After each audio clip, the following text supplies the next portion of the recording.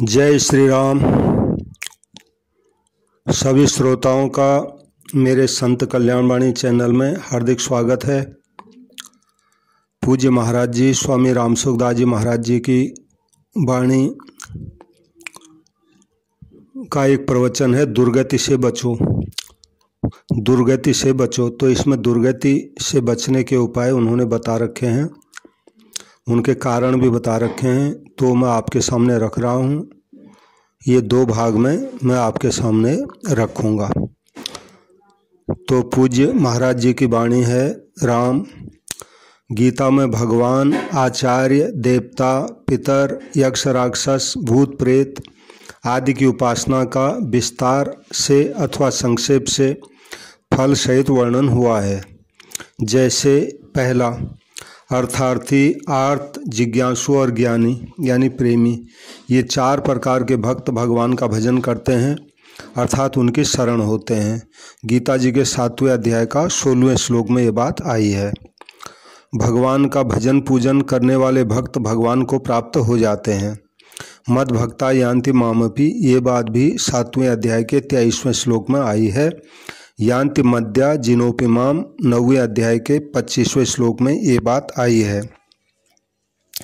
गीता में भगवान की उपासना का ही मुख्यतः से वर्णन हुआ है। गीता दर्पण में भी कई शीर्षकों के अंतर्गत भगवान की उपासना का अनेक प्रकार से विवेचन किया गया है।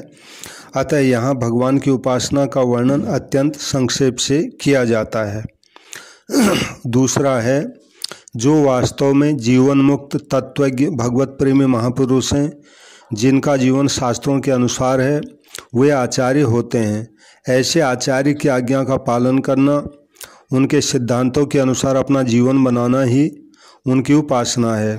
ये बात भी गीता जी में 4थे अध्याय के 34वें श्लोक में और 13वें अध्याय के 7वें श्लोक में आई है। इस तरह आचार्य की उपासना करने वाले मनुष्य मृत्यु से तर जाते हैं। ये बात भी गीता जी में आई है 4थे अध्याय के 35वें श्लोक में और 13वें अध्याय के 25वें श्लोक में। तीसरा है, जो लोग कामनाओं में तन्मय होते हैं और भोगना तथा संग्रह करना इसके सिवाय और कुछ नहीं है, ऐसा निश्चय करने वाले होते हैं, वो भोगों की प्राप्ति के लिए वेदोक्त शुभ कर्म करते हैं। ये बात भी 2 अध्याय के 42वें 43वें श्लोक में आई है। कर्मों की सिद्धि यानी फल चाहने वाले मनुष्य देवताओं की उपासना करते हैं, क्योंकि मनुष्य लोक में कर्मजन्य सिद्धि बहुत जल्दी मिल जाती है। ये बात भी गीता जी के 4थे अध्याय के 12वें श्लोक में आई है। सुख भोग की कामनाओं के द्वारा जिनका विवेक ढक जाता है, वे भगवान को छोड़कर देवताओं की शरण हो जाते हैं और अपने अपने स्वभाव के परवश होकर कामना पूर्ति के लिए अनेक नियमों उपायों को धारण करते हैं।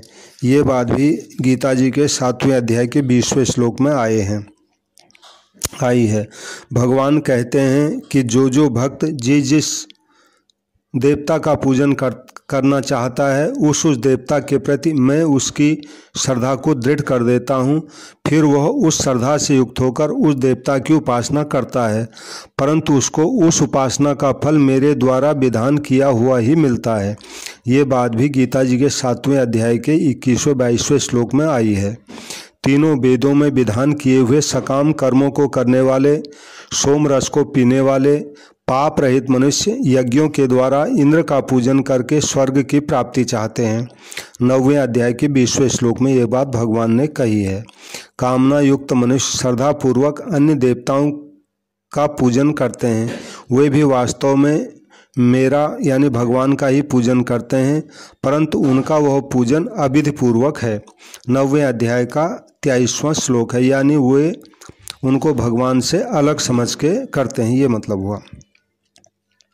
देवताओं की उपासना करने वाले मनुष्य स्वर्ग लोक में जाते हैं और वहाँ अपने पुण्य का फल भोग कर फिर लौटकर मनुष्य लोक में आते हैं वापस। ये बात भी भगवान ने 9वें अध्याय के 20वें-21वें श्लोक में कही है। देवताओं का पूजन करने वाले देवताओं को प्राप्त होते हैं, अर्थात उनके लोकों में चले जाते हैं। देवान देव यजः, ये बात 7वें अध्याय के 23वें श्लोक में आई है। यान्ति देवव्रता देवान और 9वें अध्याय के 25वें श्लोक में भी आई है। चौथा है पितरों के भक्त पितरों का पूजन करते हैं और इसके फलस्वरूप वे पितरों को प्राप्त होते हैं, अर्थात पितृलोक में वे चले जाते हैं। पितृनियांत पितृव्रता 9वें अध्याय के 25वें श्लोक में ये बात भगवान ने कही है। परंतु यदि वे निष्काम भाव से कर्तव्य समझकर पितरों का पूजन करते हैं तो वे मुक्त हो जाते हैं। पांचवा है राजस मनुष्य यक्ष राक्षसों का पूजन करते हैं। 17वें अध्याय के 4 श्लोक में ये बात कही और फलस्वरूप यज्ञ राक्षसों को प्राप्त होते हैं, अर्थात उनकी योनि में वे चले जाते हैं। गीता में भगवान ने यक्ष राक्षसों के पूजन का तो वर्णन कर दिया।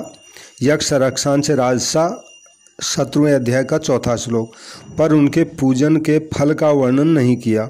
अतः यहाँ ऐसा समझना चाहिए कि जैसे देवताओं का पूजन करने वाले देवताओं को प्राप्त होते हैं 9वें अध्याय का 25वां श्लोक, ऐसे ही यक्ष राक्षसों का पूजन करने वाले यक्ष राक्षसों को ही प्राप्त होते हैं। कारण कि यक्ष राक्षस भी देव योनि होने से देवताओं के अंतर्गत आते हैं। ये महाराज जी ने खुलासा कर दिया। 7वां है तामस पुरुष भूत प्रेतों का पूजन करते हैं। 17वें अध्याय का 4 श्लोक में भगवान ने ये बात कही है। भूत प्रेतों का पूजन करने वाले भूत प्रेतों को प्राप्त होते हैं, अर्थात उनकी योनि में चले जाते हैं। भूतानि यान्ति भूतेज्या 9वें अध्याय के 25वें श्लोक में ये बात भगवान ने कही है। 17वें अध्याय के 14वें श्लोक में देव द्विज गुरु प्राज्ञो पूजनम पद से जो देवता ब्राह्मण गुरुजन और ज्ञानी जन के पूजन की बात कही गई है उसे यहाँ उपासना के अंतर्गत नहीं लिया गया है। कारण कि वहाँ शारीरिक तप केवल शरीर संबंधी पूजन आदर सत्कार आदि का प्रसंग है जो कि परंपरा से मुक्त होने में हेतु है। दूसरी बात, उन देवताओं ब्राह्मण आदि का पूजन केवल शास्त्र की आज्ञा मानकर कर्तव्य रूप से करते हैं, उनको इष्ट मानकर नहीं करते। तो गीता में निष्काम भाव से मनुष्य देवता पितर यक्ष राक्षस आदि की सेवा पूजन करने का निषेध नहीं किया गया है, प्रत्युत निष्काम भाव से सबकी सेवा एवं हित करने की बड़ी महिमा गाई गई है। 5वें अध्याय के 25वें श्लोक में, 6ठे अध्याय के 32वें श्लोक में और 12वें अध्याय के 4 श्लोक में। तात्पर्य है कि निष्काम भावपूर्वक और शास्त्र की आज्ञा से केवल देवताओं की पुष्टि के लिए, उनकी उन्नति के लिए ही कर्तव्य कर्म पूजा आदि किया जाए तो उसमें मनुष्य बद्धता नहीं, प्रत्युत परमात्मा को प्राप्त हो जाता है। ये बात भी गीता जी के 3रे अध्याय के 11वें श्लोक में आई है। ऐसे ही निष्काम भावपूर्वक और शास्त्र की आज्ञा से कर्तव्य समझकर पितरों की तृप्ति के लिए श्राद्ध तर्पण किया जाए तो उससे परमात्मा की प्राप्ति हो जाती है। यक्ष राक्षस भूत प्रेत आदि के उद्धार के लिए, उन्हें सुख शांति देने के लिए निष्काम भावपूर्वक और शास्त्र की आज्ञा से उनके नाम से किया गया श्राद्ध, उनके नाम से गया श्राद्ध करना, भागवत सप्ताह करना, दान करना, भगवान नाम का जप कीर्तन करना, गीता रामायण आदि का पाठ करना आदि किए जाएं तो उनका उद्धार हो जाता है, उनको सुख शांति मिलती है और साधकों को परमात्मा की प्राप्ति हो जाती है। उन देवता पितर यक्ष राक्षस भूत प्रेत आदि को अपना इष्ट मानकर सकाम भावपूर्वक उनकी उपासना करना ही खास बंधन का कारण है, जन्म मरण का अधोगति का कारण है।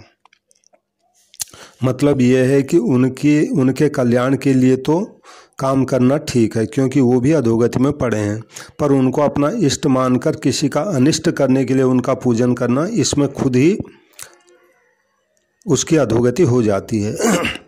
मनुष्य देवता पितर यक्ष राक्षस भूत प्रेत पशु पक्षी आदि संपूर्ण प्राणियों में हमारे प्रभु ही हैं, इन प्राणियों के रूप में हमारे प्रभु ही हैं, ऐसा समझकर भगवत बुद्धि से निष्काम भावपूर्वक सबकी सेवा की जाए तो परमात्मा की प्राप्ति हो जाती है। उपर्युक्त दोनों बातों का तात्पर्य यह हुआ कि अपने में सकाम भाव का होना और जिसकी सेवा की जाए उसमें भगवत बुद्धि न होना ही जन्म मरण का कारण है। यानी ये बात खुलासा कर दिया, यानी दोनों बातों का तात्पर्य यही हुआ कि अपने में सकाम भाव का होना और जिसकी सेवा की जाए उसमें भगवत बुद्धि का न होना ही जन्म मरण का कारण है। अगर अपने में निष्काम भाव हो और जिसकी सेवा की जाए उसमें भगवत बुद्धि भगवत भाव हो तो वह सेवा परमात्मा प्राप्ति कराने वाली ही होगी। एक जो है विलक्षण बात है कि अगर भगवान की उपासना में सकाम भाव रह भी जाए तो भी वह उपासना उद्धार करने वाली ही होती है, पर भगवान में अनन्य भाव होना चाहिए। भगवान ने गीता में अर्थार्थी, आर्त, जिज्ञासु और ज्ञानी इन चारों भक्तों को उदार कहा है 7वें अध्याय के 18वें श्लोक में गीता जी के। और मेरा पूजन करने वाले मेरे को ही प्राप्त होते हैं ऐसा भी कहा है 7वें अध्याय के 23वें श्लोक में और 9वें अध्याय के 25वें श्लोक में। मनुष्य किसी भी भाव से भगवान में लग जाए तो उसका उद्धार ही होगा, यानी सकाम भाव ही गड़बड़ है। देवता आदि की उपासना का फल तो अंत वाला नाशवान होता है।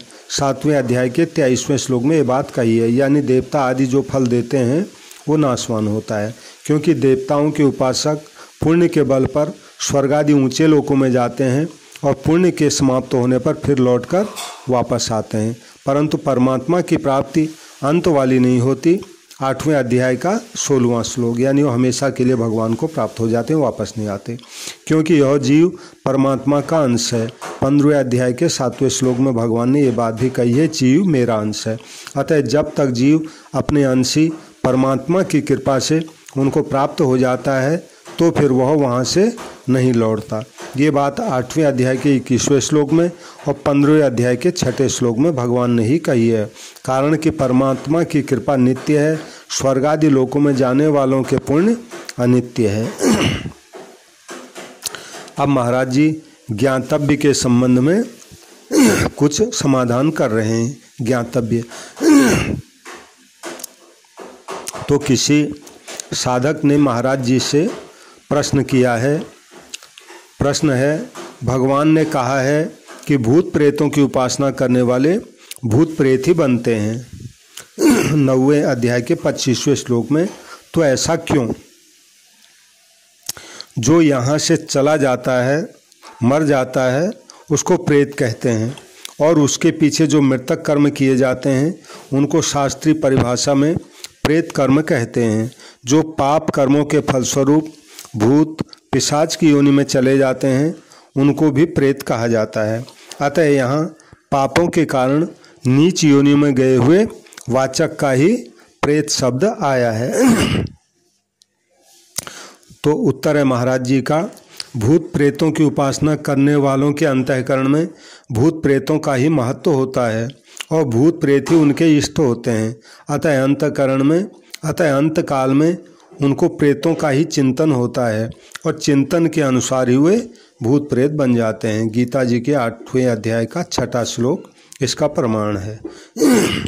यानी जो जिसका चिंतन करता है उसी को प्राप्त होता है, यानी वही बन जाता है। अगर कोई मनुष्य यह सोचे कि अभी तो मैं पाप कर लूँ, व्यभिचार अत्याचार कर लूँ, फिर जब मरने लगूँगा तब भगवान का नाम ले लूँगा, भगवान को याद कर लूँगा, तो उसका यह सोचना सर्वथा गलत है। कारण कि मनुष्य जीवन भर जैसा कर्म करता है, मन में जैसा चिंतन करता है, अंत काल में प्रायः वही सामने आता है। अतः दुराचारी मनुष्य को अंत काल में अपने दुराचारों का ही चिंतन होगा और वह अपने पाप कर्मों के फलस्वरूप नीच योनियों में ही जाएगा, भूत प्रेत ही बनेगा। अगर कोई मनुष्य काशी, मथुरा, वृंदावन, अयोध्या आदि धामों में रहकर यह सोचता है कि धाम में रहने से मरने पर मेरी सदगति होगी ही, दुर्गति तो हो ही नहीं सकती, तो ऐसा सोचकर वह पाप, दुराचार, व्यभिचार, झूठ कपट, चोरी डकैती आदि कर्मों में लग जाता है, तो मरने पर उसकी भयंकर दुर्गति होगी। वह अंतिम समय में प्रायः किसी कारण से धाम के बाहर चला जाएगा और वहीं मरकर भूत प्रेत बन जाएगा। अगर वह धाम में भी मर जाए तो भी अपने पापों के कारण वो भूत प्रेत बन जाएगा, यानी उसको धाम में रहने का महात्म्य नहीं मिलेगा। अगला प्रश्न है, किसी साधक का प्रेत योनि नहीं मिले, इसके लिए मनुष्य को क्या करना चाहिए? तो महाराज जी का उत्तर है, मनुष्य शरीर केवल परमात्मा की प्राप्ति के लिए ही मिला है, अतः मनुष्य को सांसारिक भोग और संग्रह की आसक्ति में फंसकर परमात्मा के मनुष्य को सांसारिक भोग और संग्रह की आसक्ति में नहीं फंसकर परमात्मा के शरण हो जाना चाहिए। इसी से वह अधोगति से भूत प्रेत की योनि से बच सकता है। अगला प्रश्न है, भूत प्रेत और पितरों में क्या अंतर है?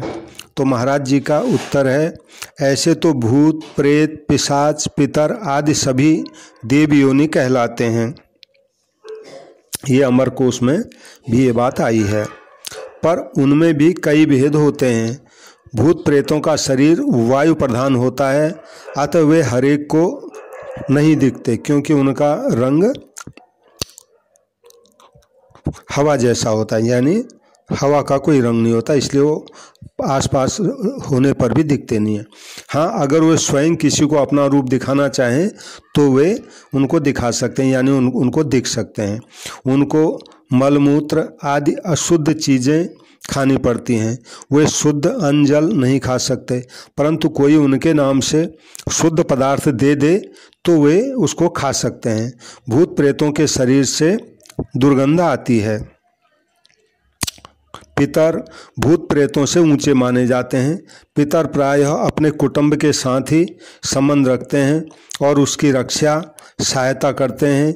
वे कुटुंबियों को व्यापार आदि की बात बता देते हैं, उनको अच्छी सम्मति देते हैं। अगर घर वाले बंटवारा कराना चाहें तो उनका बंटवारा भी कर देते हैं आदि।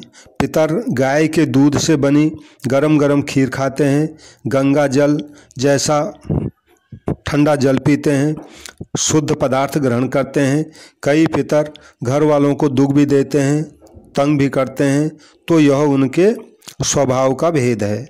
जैसे मनुष्यों में चारों वर्णों का ऊंच नीच का स्वभाव का भेद रहता है, ऐसे ही पितर भूत प्रेत पिशाच आदि में भी वर्ण जाति आदि का भेद रहता है। अगला प्रश्न है, कौन से मनुष्य मरने के बाद भूत प्रेत बनते हैं? ये प्रश्न है। तो महाराज जी का उत्तर है, जिन मनुष्यों का खान पान अशुद्ध होता है, जिनके आचरण खराब होते हैं, जो दुर्गुण दुराचारों में लगे रहते हैं, जिनका दूसरों को दुख देने का स्वभाव है, जो केवल अपनी ही जिद रखते हैं, ऐसे मनुष्य मरने के बाद क्रूर स्वभाव वाले भूत प्रेत बनते हैं। ये जिनमें प्रविष्ट होते हैं उनको भी बहुत दुख देते हैं और मंत्र आदि से भी जल्दी निकलते नहीं हैं। जिन मनुष्यों का स्वभाव सौम्य है, दूसरों को दुख देने का नहीं है, परंतु सांसारिक वस्तु, स्त्री, पुत्र, धन, जमीन आदि में जिनकी ममता आसक्ति रहती है, ऐसे मनुष्य मरने के बाद सौम्य स्वभाव वाले भूत प्रेत बनते हैं। ये किसी में प्रविष्ट हो जाते हैं तो उसको दुख नहीं देते और अपनी गति का उपाय भी बता देते हैं, यानी मेरी सदगति कैसे होगी ये उपाय उसको बता देते हैं।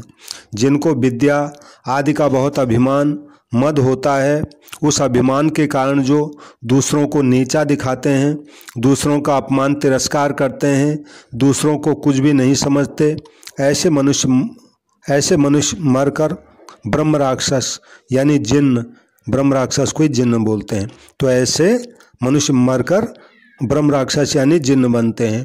ये किसी में प्रविष्ट हो जाते हैं, किसी को पकड़ लेते हैं तो बिना अपनी इच्छा के उसको छोड़ते नहीं। इन पर कोई तंत्र मंत्र आदि नहीं चलता। दूसरा कोई इन पर मंत्र का प्रयोग करता है तो उन मंत्रों को ये स्वयं भी बोल देते हैं, इसलिए मंत्र का इन पर असर नहीं होता। मतलब एक सच्ची घटना है, दक्षिण देश में मोरोजी पंथ नामक एक बहुत बड़े विद्वान थे। उनको विद्या का बहुत अभिमान था। वे अपने समान किसी को विद्वान मानते ही नहीं थे और सबको नीचा दिखाते थे। एक दिन की बात है, दोपहर के समय वे अपने घर से स्नान करने के लिए नदी पर जा रहे थे। मार्ग में एक पेड़ पर दो ब्रह्म राक्षस बैठे हुए थे, यानी जिन्न। वे आपस में बातचीत कर रहे थे। एक ब्रह्म राक्षस बोला, हम दोनों तो इस पेड़ की 2 डालियों पर बैठे हैं, पर यह तीसरी डाली खाली है, इस पर कौन आएगा बैठने के लिए। तो दूसरा ब्रह्म राक्षस बोला, यह जो नीचे जा रहा है ना, यह आकर यहाँ बैठेगा, क्योंकि इसको अपनी विद्वता का बहुत अभिमान है। उन दोनों के संवाद को मोरोजी पंत ने सुना तो वे वहीं रुक गए और विचार करने लगे कि अरे, विद्या के अभिमान के कारण मेरे को ब्रह्म राक्षस बनना पड़ेगा, प्रेत योनि में जाना पड़ेगा। अपनी दुर्गति से वे घबरा गए और मन ही मन संत ज्ञानेश्वर जी की शरण में गए कि मैं आपकी शरण हूँ, आपके सिवाय मेरे को इस दुर्गति से बचाने वाला कोई नहीं है। ऐसा विचार करके वे वहीं से आलंदी के लिए चल पड़े, जहाँ संत ज्ञानेश्वर जी जीवित समाधि ले चुके थे। फिर वे जीवन भर वहीं रहे, घर आए ही नहीं। संत की शरण में जाने से उनका विद्या का अभिमान चला गया और वे संत कृपा से वे भी संत बन गए। जो स्त्री पर पुरुष का चिंतन करती है तथा जिसकी पुरुष में बहुत ज़्यादा आसक्ति होती है, वह मरने के बाद चुड़ैल बन जाती है। भूत प्रेतों का प्राय यह नियम रहता है कि भूत प्रेत पुरुषों को ही पकड़ते हैं और स्त्री भूत प्रेत स्त्रियों को पकड़ते हैं, परंतु चुड़ैल केवल पुरुषों को ही पकड़ती है। चुड़ैल 2 प्रकार की होती है। एक तो पुरुष का शोषण करती रहती है, अर्थात उसका खून चूसती रहती है, उसकी शक्ति क्षीण करती रहती है। दूसरी पुरुष का पोषण करती है, उसको सुख आराम देती है। ये दोनों ही प्रकार की चुड़ैलें पुरुष को अपने बस में रखती हैं। अब एक कहानी सुना रहे हैं चुड़ैल के संबंध में। एक सिपाही था, वह रात के समय कहीं से अपने घर आ रहा था। रास्ते में उसने चंद्रमा के प्रकाश में एक वृक्ष के नीचे एक सुंदर स्त्री देखी। उसने उस स्त्री से बातचीत की तो उस स्त्री ने कहा, मैं आ जाऊं क्या? सिपाही ने कहा, हाँ आ जा। सिपाही के ऐसा कहने पर वह स्त्री, जो कि चुड़ैल थी, उसके पीछे आ गई।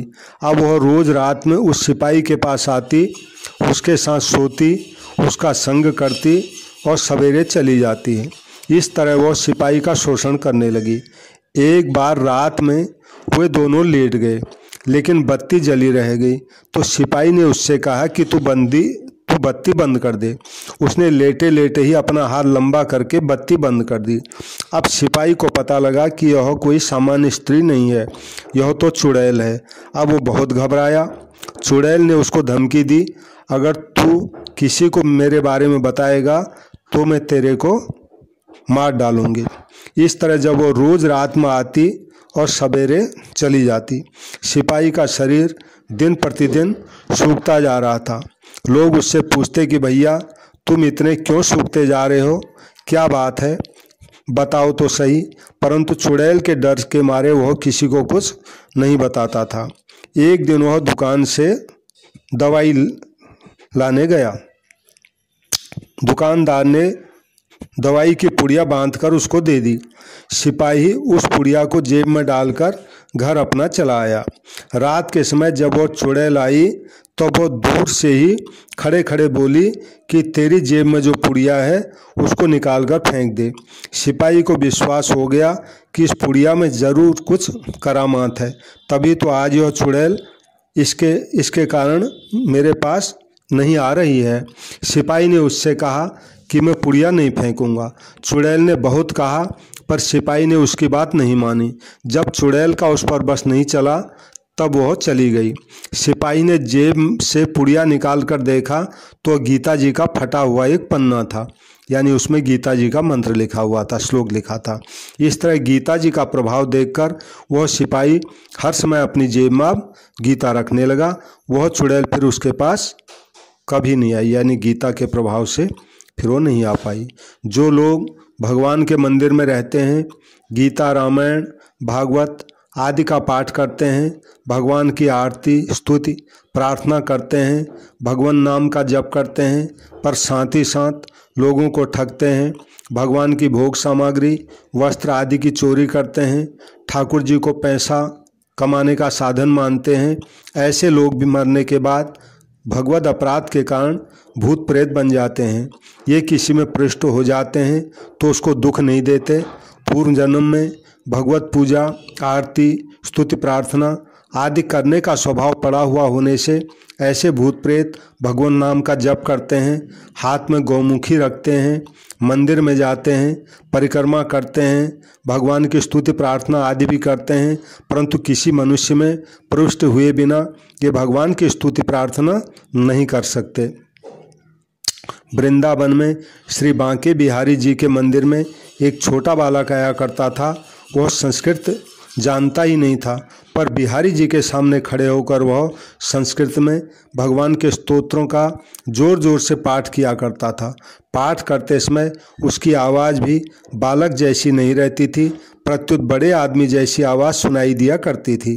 कारण यह था कि उसमें एक प्रेत प्रविष्ट होता था और भगवान की स्तुति करता था, पर वह उस बालक को दुख नहीं देता था। भगवत अपराध का फल भोगने के बाद भगवत कृपा से ऐसे भूत प्रेतों की सद्गति हो जाती है और प्रेत योनि छूट जाती है।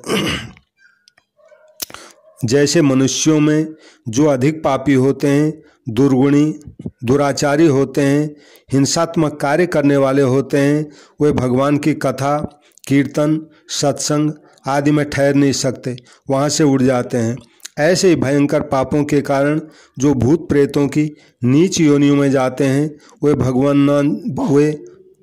नाम जप, कथा, कीर्तन, सत्संग आदि के नज़दीक नहीं आ सकते। जो लोग भगवान नाम, कथा, कीर्तन, सत्संग आदि का विरोध करते हैं, निंदा तिरस्कार करते हैं, वे भी भूत प्रेत बनने पर कथा, कीर्तन, सत्संग आदि के नज़दीक नहीं आ सकते। अगर वे कथा, कीर्तन आदि के नज़दीक आ जाएं तो उनके शरीर में दाह यानी जलन होने लगती है। अगर पुजारियों के मन में सांसारिक वस्तुओं का महत्व न हो, प्रत्युत ठाकुर जी का महत्व हो, ठाकुर जी के अर्पित चीज़ों में प्रसाद की भावना हो, भगवान की वस्तु प्रसाद रूप से मिलने पर वे गदगद हो जाते हों और अपने को बड़ा भाग्यशाली मानते हों, तो हमें भगवान की चीज़ मिल गई, प्रसाद मिल गया। इस तरह वस्तुओं में भगवान के संबंध का महत्व हो तो भगवान के अर्पित वस्तुओं को स्वीकार करने पर भी उनको दोष, भगवद अपराध नहीं लगता। अंतःकरण में भगवान का महत्व होने के कारण वे कभी भूत प्रेत बन ही नहीं सकते, परंतु जिनके अंतःकरण में वस्तुओं का महत्व है, वस्तुओं की कामना, ममता, वासना है, वे तीर्थ स्थान में, मंदिर में रहने पर भी मरने के बाद वासना आदि के कारण भूत प्रेत हो जाते हैं। उन्होंने क्रिया रूप से भगवान की पूजा, आरती आदि की है, इस कारण वो उस तीर्थ स्थान में ही रहते हैं। इस प्रकार उनको भगवद अपराध का फल यानी भूत प्रेत योनि भी मिल जाती है और भगवत संबंधी क्रियाओं का फल यानी तीर्थ स्थान में निवास भी मिल जाता है। जय श्री राम। सबसे प्रार्थना है, कृपया मेरे संत कल्याण वाणी चैनल को सब्सक्राइब करें और कथा आपको अगर पसंद आई है महाराज जी की तो इसको लाइक करें और शेयर ज़रूर करें। अगला हिस्सा दूसरे भाग में मैं आपके सामने रखूँगा। जय श्री राम, जय श्री राम, जय श्री राम।